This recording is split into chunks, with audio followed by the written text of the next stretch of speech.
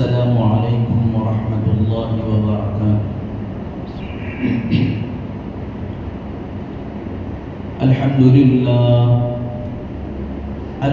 لله نحمده ونستعينه ونستغفره ونؤمن به ونتوكل عليه ونعوذ بالله من شرور أنفسنا ومن سيئات أعمالنا.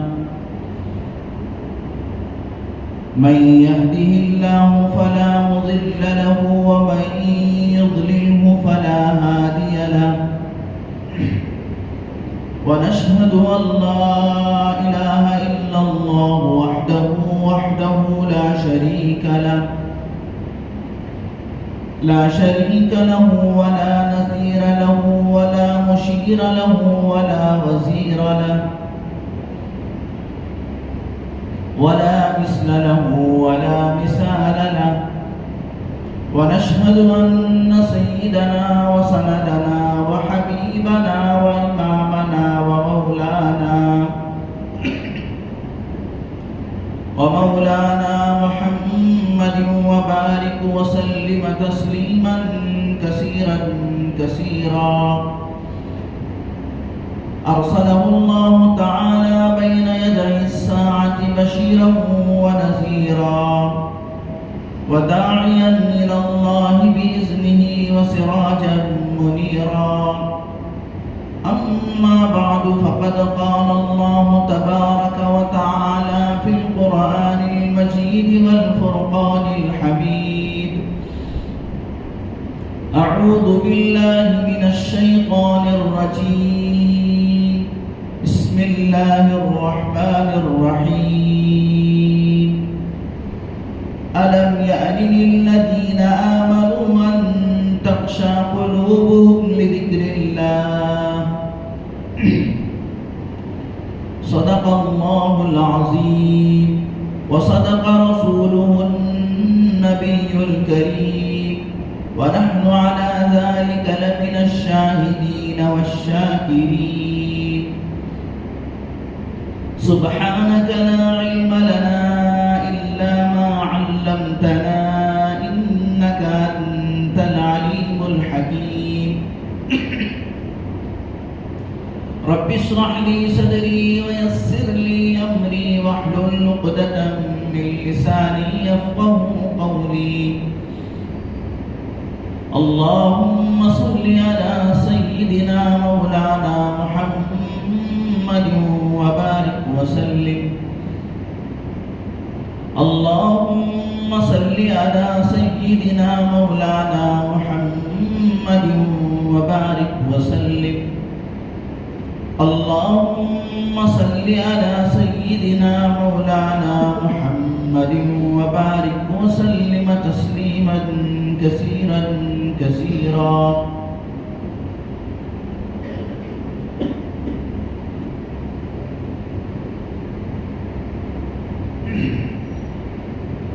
ہر قسم کی تمام تعریفیں، تمام بڑائیاں اور بزرگیاں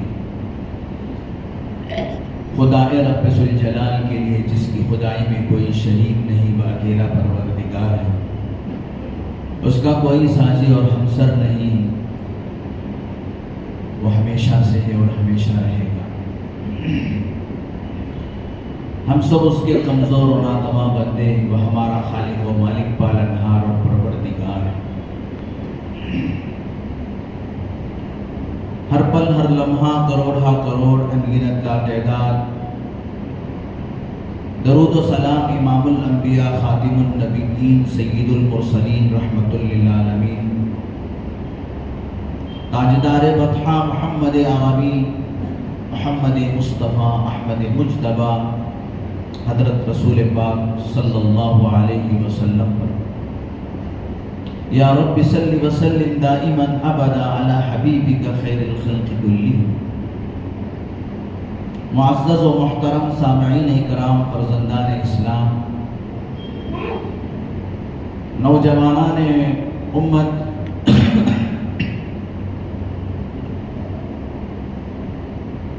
ایک مرتبہ اللہ کے نبی صلی اللہ علیہ وسلم کی خدمت اقدس میں سید الملائکہ حضرت جبرائیل علیہ السلام بہت ہی اداس حالت میں تشریف لائے۔ حضرت جبرائیل علیہ السلام کا تعارف تمام فرشتوں کے حضرت جبرائیل علیہ السلام سردار ہیں۔ اللہ تبارک و تعالیٰ نے حضرت جبرائیل علیہ السلام کو روح القدس کہا ہے، اللہ کے عرش کے قریب رہنے والے، اللہ کا حکم نبیوں تک لانے والے۔ جبرائیل علیہ السلام کا مقام و مرتبہ بہت اونچا۔ کتابوں میں لکھا ہے کہ کچھ پیغمبر ایسے بھی ہیں کہ جن کی پوری زندگی میں صرف ایک مرتبہ حضرت جبرائیل علیہ السلام تشریف لائے۔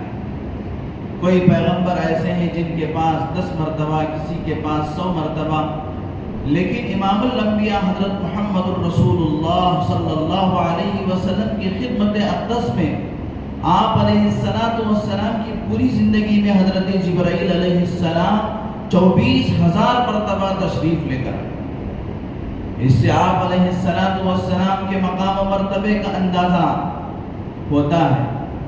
تو حضرت جبرائیل علیہ السلام کی اللہ کے نبی صلی اللہ علیہ وسلم سے بہت خاص دوستی اور تعلق تھا۔ جب کبھی آپ علیہ السلام رنجیدہ ہوتے تو حضرت جبرائیل آپ سے پوچھتے کہ کیا بات ہے، آپ کیوں رنجیدہ ہیں، اور پھر آپ علیہ السلام کے لیے اللہ سے پوچھ کر حضرت جبرائیل علیہ السلام آپ کے غم کو ہلکا کیا کرتے تھے، آپ کو تدبیریں بتایا کرتے تھے، اور آپ علیہ السلام کا پورا خیال کیا کرتے تھے۔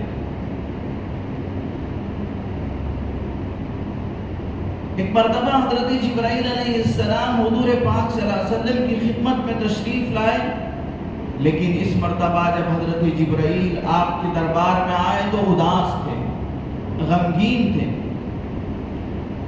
کبھی ایسا نہیں ہوتا تھا۔ حضرت جبرائیل علیہ السلام اللہ کی وحی جب اللہ کے نبی کے پاس لاتے تو حشاش بشاش اور خوشخبری اور اللہ کی طرف سے کوئی حکم سنانے کے لیے آتے، تو اللہ کے نبی صلی اللہ علیہ وسلم نے حضرت جبرائیل علیہ السلام سے پوچھا، اے جبرائیل، اے سید الملائکہ، میں دیکھ رہا ہوں کہ آپ غمگین ہیں۔ اور یہ بات بھی ہے کہ حضرت جبرائیل علیہ السلام کبھی اصلی شکل میں نہیں آیا کرتے تھے۔ اللہ کے نبی صلی اللہ علیہ وسلم کی نبوت کی 23 سالہ زندگی میں صرف 2 مرتبہ اللہ کے نبی صلی اللہ علیہ وسلم نے حضرت جبرائیل علیہ السلام کو ان کی اصلی شکل میں دیکھا، ورنہ حضرت جبرائیل علیہ السلام عام طور پر انسانی شکل میں آیا کرتے۔ حضرت جبرائیل علیہ السلام کی حقیقت، اللہ اکبر، حضرت جبرائیل علیہ السلام کے 600 بازو ہیں۔ حدیث میں فرمایا کہ اگر کوئی ایک بازو اپنا کھول دے تو ساری دنیا اندھیری ہو جائے گی۔ حضرت جبرائیل علیہ السلام بہت بڑے فرشتے ہیں۔ جب اللہ تبارک و تعالیٰ نے قوم عاد اور قوم ثمود کو عذاب دینے کا حکم فرمایا تو حضرت جبرائیل علیہ السلام کے ماتحتی میں رہنے والے فرشتے اتنے زبردست کہ انہوں نے پہاڑوں کو اٹھا لے جا کر پوری بستی کو آسمانوں تک لے جا کر الٹا کر کے دنیا کے اندر پھینک دیے۔ فرشتوں کی ایک چیخ سے بستی کی بستیاں ہلاک ہو گئیں، تو حضرت جبرائیل ان فرشتوں کے سردار تو وہ کیسے ہوں گے؟ اللہ کے نبی صلی اللہ علیہ وسلم کی خدمت میں جب آتے تو عام طور پر ایک صحابی تھے حضرت دہیہ کلبی رضی اللہ تعالیٰ عنہ، بڑے خوبصورت صحابی تھے۔ ان صحابی کی شکل میں حضرت جبرائیل علیہ السلام حضور کی خدمت میں آتے، اور اللہ کے نبی صلی اللہ علیہ وسلم کے علاوہ پاس میں رہنے والوں کو کسی کو نظر نہیں آتے۔ جب حضرت جبرائیل علیہ السلام وہی لے کر آتے تو اللہ کے نبی صلی اللہ علیہ وسلم کی کیفیت بدل جاتی تھی۔ اللہ کے نبی صلی اللہ علیہ وسلم کے پاس جب حضرت جبرائیل علیہ السلام وہی لے کر آتے تو آپ کی پیشانی مبارک پر پسینے کے بوندے آ جاتے اور آپ سر جھکا لیا کرتے اور حضرت جبرائیل آپ کے پاس اللہ کی وحی لے کر آتے. اللہ کے نبی صلی اللہ علیہ وسلم اس وحی کو اخذ کر لیتے. الغرض ایک مرتبہ حضرت جبرائیل آئے تو حضرت جبرائیل علیہ السلام کی حالت بدلی ہوئی تھی، پریشان تھے. اللہ کے نبی صلی اللہ علیہ وسلم نے حضرت جبرائیل سے پوچھا، اے جبرائیل کیا بات ہے کہ آپ کے چہرے پہ میں اداسی دیکھ رہا ہوں، آپ کو میں پریشان دیکھ رہا ہوں، آپ کو میں غمگین دیکھ رہا ہوں. میرے دوستو اس حدیث کو سنیے اور عبرت حاصل کیجئے اور اپنی زندگیوں کو بدلنے کی فکر کیجئے. حضرت جبرائیل علیہ السلام نے کہا کہ گزشتہ کل اللہ جل شانہ نے مجھے جہنم کا دورہ کرنے کا حکم فرمایا، جہنم کو دیکھ کر آنے کا اللہ نے مجھے حکم دیا. میں اللہ کے حکم کے تابع ہوں. فرشتوں کے بارے میں اللہ تبارک و تعالیٰ قرآن مجید میں فرماتے ہیں لا یعصون اللہ ما امرهم ویفعلون ما یؤمرون. جتنے فرشتے ہیں وہ تمام کے تمام فرشتے، لاکھوں کی تعداد میں فرشتے ہیں. فرشتے کتنی تعداد میں اس کا ایک اندازہ آپ اس حدیث سے لگا سکتے ہیں کہ جو کعبۃ اللہ مکہ مکرمہ میں موجود ہے، بالکل اس کے سیدھ میں ساتوں آسمان پر ایک کعبہ ہے، وہ فرشتوں کا کعبہ ہے، اس کو بیت المعمور کہتے ہیں. ہر دن اس کعبے کی 70,000 فرشتے طواف کرتے ہیں. ہر دن جو آسمانوں پر ساتوں آسمان پر جو کعبہ ہے اس کا ہر دن 70,000 فرشتے طواف کرتے ہیں. اور ایک مرتبہ جب کوئی فرشتہ طواف کر لیتا ہے تو پھر اسے قیامت تک دوبارہ طواف کرنے کی باری نہیں آتی. اس سے اندازہ آپ لگائیں کہ فرشتوں کی تعداد کتنی ہوگی. ایک مرتبہ اللہ کا بڑا فضل ہے، بڑا کرم ہے ہم انسانوں پر. اللہ تبارک و تعالیٰ نے جو دنیا میں ہمارے لیے کعبہ رکھا ہے، جو مکہ مکرمہ میں ہے، زادہ اللہ شرفا و عظما، اللہ تعالیٰ اس کی شرافت و عظمت کو زیادہ فرمائے. ہمارے دلوں میں کعبے کی محبت کو اللہ تعالیٰ دن دگنی رات چگنی زیادہ فرمائے. اور کعبہ ہمارا قبلہ ہے، ہم نماز میں اسی کی طرف رخ کر کے نماز پڑھتے ہیں. اللہ نے انسانوں پر رحم فرمایا، کرم فرمایا. جس کو جتنی استعداد ہے آدمی 1 بار 2 بار 3 بار 10 بار 15 بار جتنا اللہ تبارک و تعالیٰ توفیق عطا فرماتے ہیں کعبے کا طواف کرتا ہے. اور ایک مرتبہ وہاں پہنچ جاتا ہے تو دن میں کئی مرتبہ اس کا طواف کر لیتا ہے اور اس کے ارد گرد چکر لگا لیتا ہے. یہ اللہ کا بڑا فضل ہے. ورنہ فرشتوں کا جو کعبہ ہے بیت المعمور ساتوں آسمان پر، اس کے بارے میں تو اللہ کا قانون یہ ہے کہ ایک مرتبہ فرشتہ اس کا طواف کر دے تو پھر قیامت تک اس فرشتے کو طواف کرنے کی باری نہیں آئی. تو میرے دوستو حضرت جبرائیل علیہ السلام ان تمام فرشتوں کے سردار ہیں. حضرت جبرائیل علیہ السلام کو اللہ نے حکم دیا کہ جہنم کا نظارہ کر کے آئے. حضرت جبرائیل علیہ السلام اللہ کے نبی صلی اللہ علیہ وسلم سے سنا رہے ہیں، اللہ کے رسول اللہ کے حکم پر میں نے جہنم کا نظارہ کر کے آیا. جہنم کے 7 درجات ہیں، 7 کیٹیگری ہیں. جہنم 7 طبقات کے اندر ہے. 7 حصوں میں جہنم کو اللہ تعالیٰ نے تقسیم کیا ہے. چنانچہ میں جہنم کو دیکھ کر آیا. اللہ کے نبی صلی اللہ علیہ وسلم نے حضرت جبرائیل سے فرمایا، اے جبرائیل اس کی تفصیل سناؤ، اس کے طبقات بتاؤ، ان طبقات کے اندر کن کن لوگوں کو ڈالا جائے گا، اس کی تفصیل بتاؤ. حضرت جبرائیل علیہ السلام نے اللہ کے نبی صلی اللہ علیہ وسلم سے کہا کہ اللہ کے رسول اس کے ایک دم نچلے حصے میں 7ویں حصے میں آپ کی امت کے منافق ہوں گے. آپ کی امت کے منافقین، ان المنافقین فی الدرک الاسفل من النار. اللہ نے فرمایا جو منافق ہوگا، منافق کسے کہتے ہیں؟ ظاہر میں تو مسلمان اور دل میں کفر چھپایا ہوا.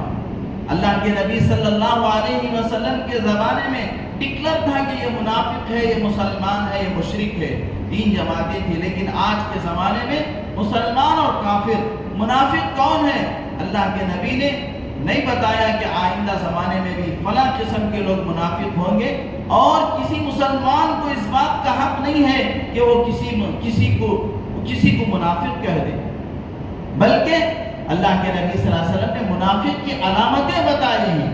جب یہ چیزیں آپ کسی کے اندر دیکھ لو تو تم اسے سمجھ جاؤ یہ منافق ہے، لیکن تمہیں اس کے اوپر کفر کا فتویٰ یا منافقت کا فتویٰ لگانے کی تمہیں اجازت نہیں۔ دیکھ لو، عادتوں کو پہچان لو اور اس سے کنارہ کش ہونے کی کوشش کرو، اس سے دور رہنے کی کوشش کرو۔ کیا ہے علامتیں؟ منافق کی 3 علامتیں مشہور ہیں۔ اللہ کے نبی صلی اللہ علیہ وسلم نے وضاحت کے ساتھ بہت ساری حدیثوں میں ان 3 علامتوں کو بیان کیا۔ اذا حدث کذبا، جب بات کرے تو جھوٹ بولے۔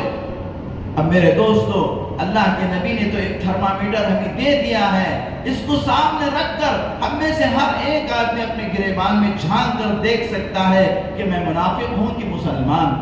اگر نفاق کی کوئی علامت ہے تو میرے دوستو ہم کو توبہ کرنی چاہیے، اللہ سے معافی مانگنی چاہیے۔ اللہ بڑے غفور الرحیم ہے، اللہ تعالیٰ معاف کر کے سچا پکا مسلمان بنا دیتے ہیں۔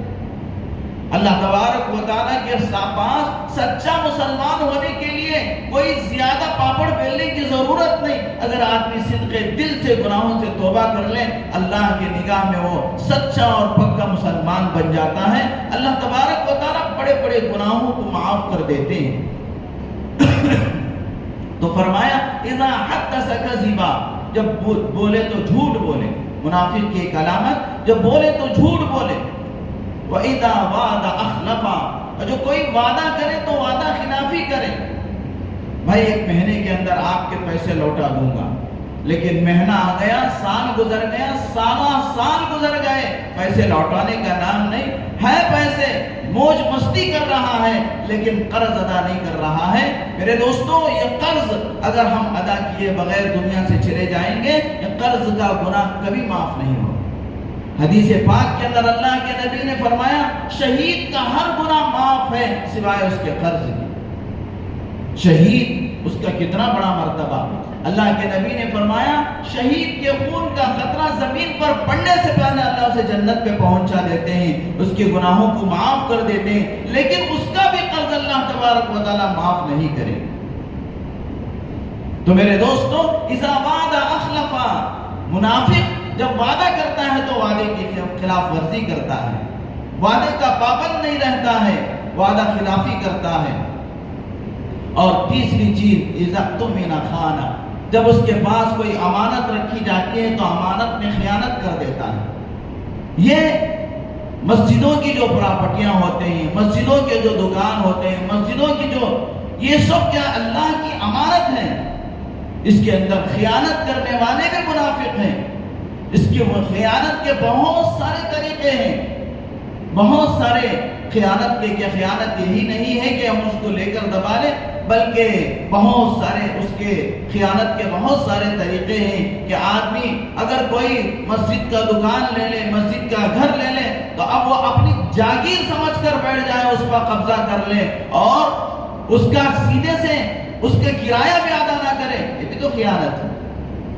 تو میرے دوستو، منافق کی علامت اللہ کے نبی نے بتایا کہ یہ چیزیں منافق کی علامت، اور منافق یہ دین کا چوغا پہن کر، اسلام کا چوغا اپنا کر، اسلام کی شکل و صورت اپنا کر مسلمانوں کو دھوکہ دیتا ہے۔ اس لیے قیامت کے دن جہنم کے اندر وہ سب سے نچلے درجے میں ہوگا، سب سے سخت عذاب اس کو ہوگا، یہاں تک کہ مشرک سے بھی زیادہ عذاب منافق کو ہوگا۔ تو حضرت جبرائیل علیہ السلام نے کہا اللہ کے رسول، میں جہنم کا نظارہ کر کے آیا تو میں نے دیکھا کہ اس کے سب سے نچلے حصے میں منافقین ہیں۔ اللہ نے منافقوں کے لیے جہنم تیار کر رکھا ہے۔ دوسرے درجے میں مشرکین کا، دوسرا درجہ مشرکین کا ہے۔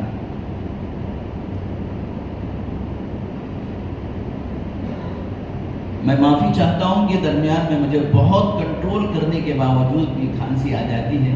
آپ دعا فرمائیں کہ اللہ صحت عافیت عطا فرمائے، بیزار نہ کرے، اللہ تعالیٰ آپ کو جزائے خیر عطا فرمائے۔ تو دوسرے درجے میں مشرکین وہ ہیں جو اللہ کے ساتھ اور بہت سارے بتوں کی پرستش کرنے والے، اللہ کے ساتھ کسی اور کو بھی اولاد دینے والا، مدد کرنے والا، دکھی اور تکلیفوں کو دور کرنے والا سمجھ کر جو لوگ کیا ہے کسی غیرے کے پاس بھی جا کر ہاتھ پھیلاتے ہیں، اللہ کے علاوہ دوسروں سے مدد مانگتے ہیں، وہ مشرک، تو دوسرے درجے میں مشرک ہیں۔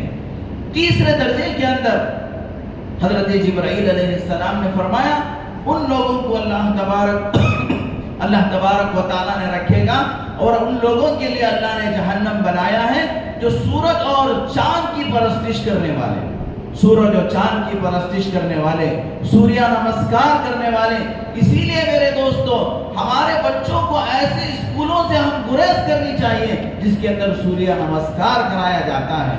ہمارے چھوٹے بچے، بھولے بالے بچے، ان کو کچھ پتا نہیں، وہ لوگ کیا ہیں ہمارے بچوں کو سورج کے سامنے مکتے ہوئے کھڑا کر دیتے ہیں، ہاتھ باندھ کر بچوں کو کھڑا کر دیتے ہیں۔ یہ معصوم بچوں کے ذہنوں میں یہ چیز جاتی ہے، اور پھر میرے دوستو یہی چیز ان کے دلوں کے اندر، ذہنوں کے اندر پنپتی رہتی ہے۔ اور میرے دوستو آج بہت سارے مسلمانوں کے بچے ایسے ہیں جو بڑے ہونے کے بعد خدا کا انکار کر بیٹھتے ہیں۔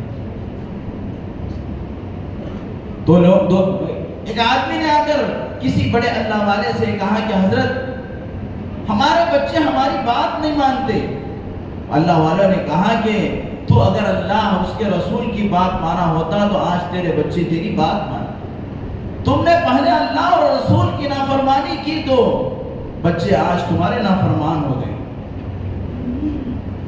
کما تدین تدان، جیسے کرو گے ویسے بھرو گے، جیسے تم اللہ تبارک و تعالیٰ کے ساتھ برتاؤ کرو گے ویسے خدا تعالیٰ تمہارے لیے دنیا ہی کے اندر اولاد کو عذاب بنا دے گا۔ الغرض تیسرے طبقے کے اندر سورج اور چاند کی پرستش کرنے والے، اور اس کے بعد جو چوتھا طبقہ ہے پہلے سے ساتواں طبقہ، اور اس کے بعد چھٹا طبقہ، اور اس کے بعد پانچواں طبقہ، اور اب ہے چوتھا طبقہ، یعنی چوتھے طبقے کے اندر نیچے سے چوتھے طبقے کے اندر اللہ تبارک و تعالیٰ نے ان لوگوں کے لیے جہنم کو تیار کر رکھا ہے جو یہودی ہیں۔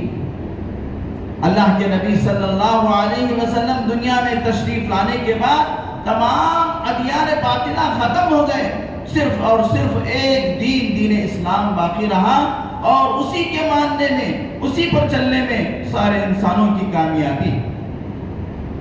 حضرت موسیٰ علیہ السلام کی قوم کو قوم یہود کہا جاتا تھا۔ ایک زمانے میں وہی دین سچا تھا، لیکن اللہ کے نبی صلی اللہ علیہ وسلم آنے کے بعد وہ سارے دین ختم۔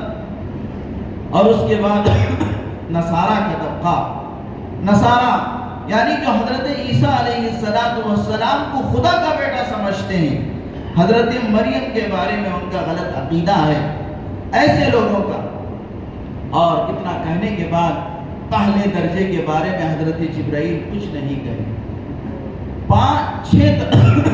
چھ طبقوں کے بارے میں حضرت جبرائیل علیہ السلام نے بیان کیا کہ پہلے طبقے میں منافقین، دوسرے طبقے میں مشرکین، تیسرے طبقے میں سورج اور چاند کی پرستش کرنے والے، اور پھر اس کے بعد کے طبقے میں یہود، اور اس کے بعد نصارہ، اور اس کے بعد مجوسی یعنی جو آگ کی پرستش کرنے والے، آگ کی پوجا کرنے والے، اور پھر جو ساتواں طبقہ تھا یعنی سب سے اوپر درجے کے اندر حضرت جبرائیل علیہ السلام خاموش ہو گئے۔ اللہ کے نبی صلی اللہ علیہ وسلم نے حضرت جبرائیل سے پوچھا، ہے جبرائیل بتاؤ وہ پہلے درجے میں کون لوگ ہوں گے؟ تو حضرت جبرائیل علیہ السلام بڑے پریشان اور بہت ہی غمگین ہو کر اللہ کے نبی سے کہا کہ اللہ کے رسول پہلے طبقے میں آپ کے امت کے گنہگار ہیں۔ آقا پر نور حضرت محمد الرسول اللہ صلی اللہ علیہ وسلم جب اس بات کو سنے کہ آپ کی امت بھی جہنم میں جائے گی، آپ پریشان ہو گئے، آپ پریشان ہو گئے۔ اللہ کے نبی صلی اللہ علیہ وسلم کی حالت بدل گئی۔ اللہ کے نبی صلی اللہ علیہ وسلم اپنی امت کے گنہگاروں کو یاد کر کے تڑپنے لگے کہ میری امت کے لوگ بھی جہنم میں جائیں گے تو میں کیسے دیکھ پاؤں گا کہ میرے امتی میرے ہونے کے باوجود وہ جہنم میں جائیں؟ اللہ کے نبی صلی اللہ علیہ وسلم کی حالت بدل گئی، آپ پریشان ہو گئے۔ میرے دوستوں، گناہ کر کر ہم اللہ کے نبی کو تکلیف پہنچاتے ہیں۔ جب ہم گناہ کرتے ہیں تو میرے آقا قبر مبارک کے اندر جو بنفس نفیس زندہ ہے، آپ پریشان ہو جاتے ہیں۔ ہر پیر و جمعرات کو اللہ کے نبی کے پاس آپ کے امتیوں کے نام اعمال فرشتے لے جا کے پیش کرتے ہیں۔ میرے دوستو، ہمارے گناہوں کو اگر ہمارے آقا دیکھیں گے تو میرے دوستو، زندگی میں تو آپ کو سکون نہیں ملا، دشمنوں نے آپ کو پریشان کیا، کبھی آپ کے راستے میں کانٹے بچھا دیتے تھے، کبھی آپ کے سر پہ کچڑا پھینکتے تھے، کبھی آپ کو اپنے پیٹ پہ دو پتھر باندھنا پڑا۔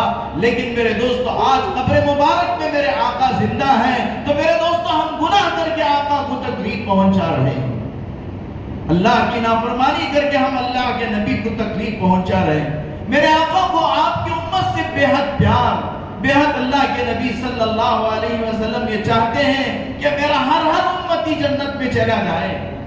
تو چنانچہ 3 دن اللہ کے نبی کے ایسے گزرے ہیں میرے دوستو، تھوڑا ہوش کے کانوں سے سنیے، 3 دن اللہ کے نبی پر ایسے گزرے ہیں کہ آپ مسجد نبوی میں آتے، نماز پڑھاتے اور حجرے مبارک میں چلے جاتے اور حجرے کو بند کر لیتے، اللہ کے سامنے تڑپتے، اے اللہ میری امت کا کیا ہوگا جب میری امت میرے آنکھوں کے سامنے جہنم میں جائے گی تو میں کیسے دیکھ پاؤں گا؟ چنانچہ 3 دن اللہ کے نبی صلی اللہ علیہ وسلم کا معمول رہا۔ حدیث میں اٹھا کر دیکھو، اللہ کے نبی نماز پڑھاتے، حجرے مبارک میں چلے جاتے اور دروازہ بند کر لیتے، اللہ کے سامنے تڑپتے، اور جب صحابہ کے سامنے آتے تو کسی سے بات نہیں کر رہے ہیں۔ صدیق اکبر یار غار ہیں، ان سے بھی بات نہیں کر رہے ہیں۔ فاروق اعظم جو آپ کی مراد ہیں، ان سے بھی بات نہیں کر رہے ہیں۔ بیٹی فاطمہ الزہرا کے گھر پہ نہیں جا رہے ہیں، علی المرتضی سے بھی بات نہیں کر رہے ہیں۔ اللہ کا نبی پریشان ہے، امت کے خاطر پریشان ہے۔ میرے دوستو، کوئی ایسا جو میرے نبی جیسا ہے؟ کوئی لا سکتا ہے ایسا نبی جو امت کے لیے تڑپنے والا، امت کے بارے میں فکر کرنے والا، امت کے بارے میں رونے والا، امت کے بارے میں آہوزاری کرنے والا، اپنے اللہ کو اپنی امت کے بارے میں منانے والا؟ چنانچہ حضرت صدیق اکبر نے 3 دن رہا نہیں گیا، میرے آقا کی اداسی مجھے دیکھی نہیں گئی۔ میں نے اللہ کے نبی صلی اللہ علیہ وسلم کے حجرے پہ گیا، دروازے کو کھٹکھٹایا اور اللہ کے نبی سے کہا، لبیک یا رسول اللہ، اے اللہ کے رسول، آپ کا غلام حاضر ہے، آپ دروازہ کھولیں۔ لیکن اندر سے کوئی جواب نہیں آیا۔ حضرت صدیق اکبر رضی اللہ تعالیٰ روتے ہوئے اللہ کے نبی کے حجرے سے واپس آ گئے اور فاروق اعظم کو چلا تلاش کیا کہ فاروق اعظم کہاں ہیں۔ حضرت فاروق اعظم کو حضرت صدیق اکبر نے ان کے ہاتھ پکڑ کر کہا، اے فاروق اعظم، میرے آقا دروازہ بند کر کے آپ کی حالت کیا ہے پتہ نہیں ہے، آپ کسی سے بات نہیں کر رہے ہیں، 3 دن ہو گئے کہ اللہ کے نبی کسی سے بات نہیں کر رہے ہیں۔ تو حضرت فاروق اعظم جاتے ہیں، اللہ کے نبی کے دروازے کو کھٹکھٹاتے ہیں اور اللہ کے نبی سے کہتے ہیں، لبیک یا رسول اللہ، السلام علیک یا رسول اللہ، لیکن اندر سے کوئی آواز نہیں آتی ہے۔ فاروق اعظم جیسا شجاع و بہادر بھی واپس آ جاتا ہے، بے بس ہو جاتے ہیں اور کہتے ہیں کہ میرا بھی کوئی جواب نہیں ملا، میرے سلام کا بھی کوئی جواب نہیں ملا۔ تو پھر حضرت فاروق اعظم اور حضرت صدیق اکبر رضی اللہ تعالیٰ کی ملاقات حضرت سلمان فارسی سے ہوتی ہے۔ سلمان فارسی رضی اللہ تعالیٰ فارس کے رہنے والے تھے اور اپنے ملک کو چھوڑ کر، اپنے گھر بار کو چھوڑ کر، اپنے رشتہ داروں کو چھوڑ کر دین بدلتے بدلتے تو انہوں نے سمجھا پہلے یہودیت یہ سچا دین ہے، لیکن اس میں ان کو اطمینان نہیں ہوا، نصرانیت کو اپنایا، نصرانیت سچا دین ہے، اس میں ان کو اطمینان نہیں ملا۔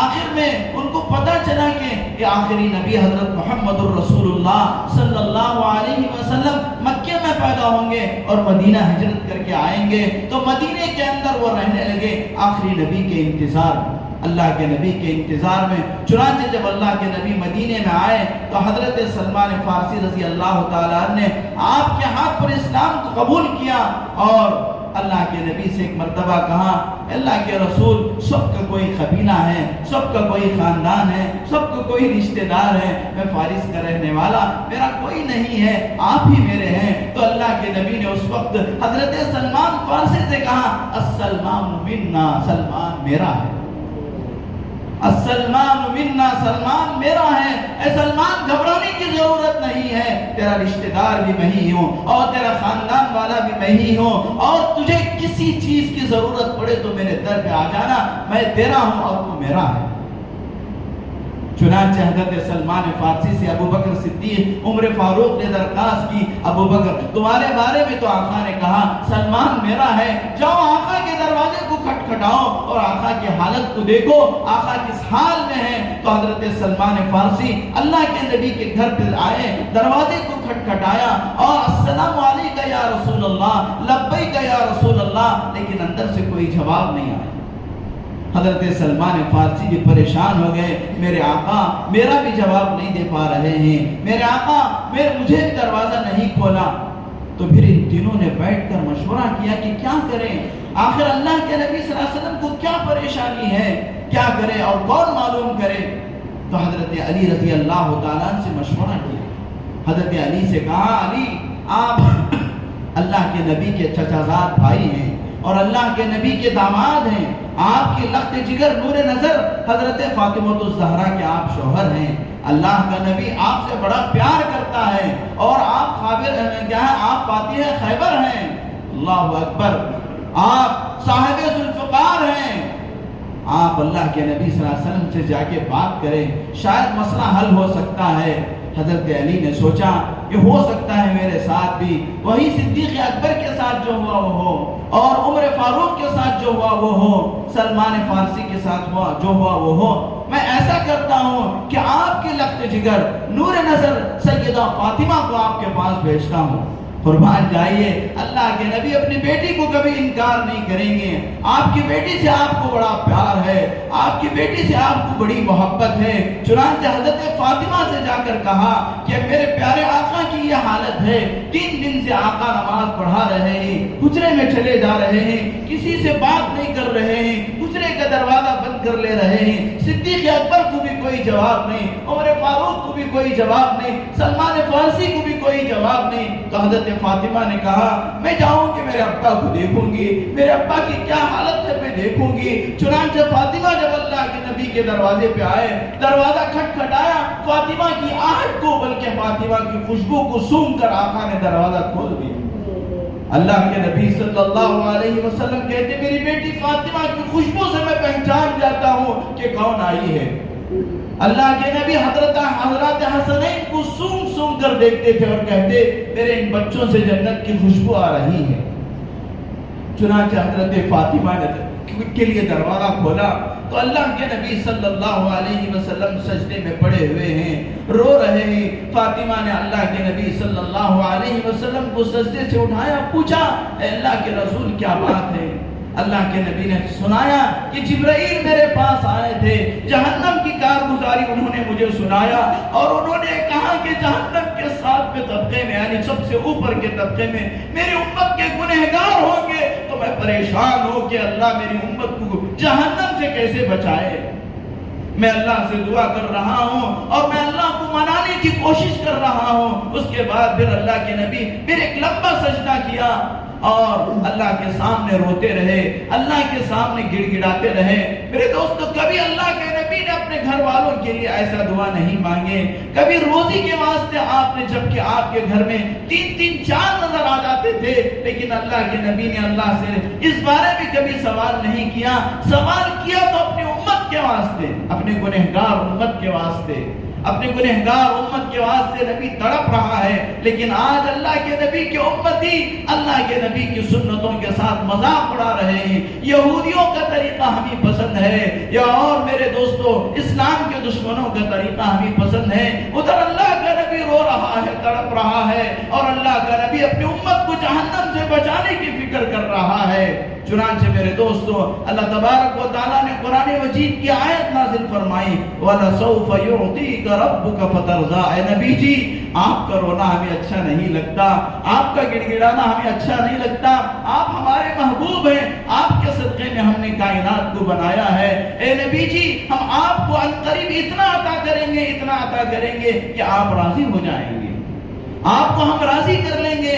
جب جا کر اللہ کا نبی سر سے سر اٹھاتا، سجدے سے سر اٹھاتے ہیں، میرے دوستو ہم لوگوں کو فکر کرنی چاہیے کہ ہماری زندگی کس ڈگر پر گزر رہی ہے، ہماری زندگیوں میں دین کا کتنا طریقہ موجود ہے، ہم نمازوں کے کتنے پابند ہیں، ہم سنتوں کے کتنے پابند ہیں۔ کیا میرے دوستو ہمارے مسلمانیت کا یہی حق ہے کہ ہم لوگ جیسے چاہے ویسی زندگی گزاریں؟ میرے دوست اب تک بہت کچھ ہم نے کر لیا۔ اللہ کا دربار ایسا دربار ہے، این درگاہ ما درگاہ امیدی نیز، آنچ کر دی بازا بازا، آنچ کر دی بازا بازا۔